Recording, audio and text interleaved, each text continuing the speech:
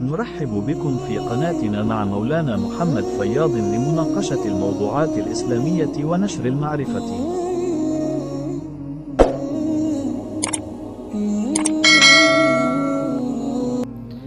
مسافر د متوجي شي هغه مسافر کم چې په سعودي عرب کې دي، په سعودي کې دي، په دوبۍ کې دي، په قطر کې دي، په بحرین کې دي، په هر ځای کې دي، خو چې په هر ملک کې پاکستان کې نه، په هر ملک چې کوم مسافر دی هغه دا ویډیو دی پوره وګوري، هغه څه نه چې غاړه بنده پاتې شي.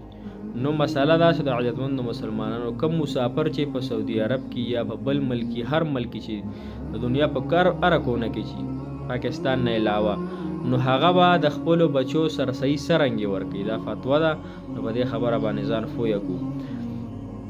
کم پلار چې په سعودي کې یا په دوبۍ کې، نو هغه به د خپلو نابالغو بچو، کم چې نابالغه بچي دي، د هغوی سرسایه به د سعودي عرب د حسابه ورکوي یا به د دوبۍ د حسابه ورکوي، نه چې د پاکستانه. مطلب یو پلار دی په سعودي کې دی، نو هغه به هلته حساب کتاب ولګي، تپوس وکړي چې د یو کس سرسایه فطرانه څونه ده، نو هغه خپله سرسایه او کم چې د نابالغه بچي دي په کور کې د هغوی سرسایه دا به د هغې د حسابه ورکوي، یعنې د سعودي عرب د ریالونو یا د دوبۍ د درخمو یا ریالونو یا د امریکې د دغه ډالرو د دغه حسابه به ورکوي. داسې نه چې پاکستان کې 1,200 روپۍ ورکړي او ځان خلاص کړي، نه، د هغه ځای د حساب کتاب ورکوي. او کم چې بالغان بچي دي یا خپله بیبي ده، نو د هغوی به د پاکستان د سیړه سرسایي.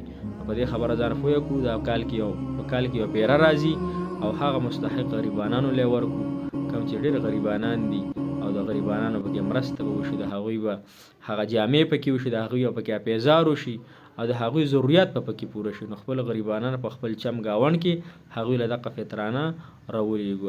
نرحب بكم في قناتنا مع مولانا محمد فياض لمناقشة الموضوعات الإسلامية ونشر المعرفة.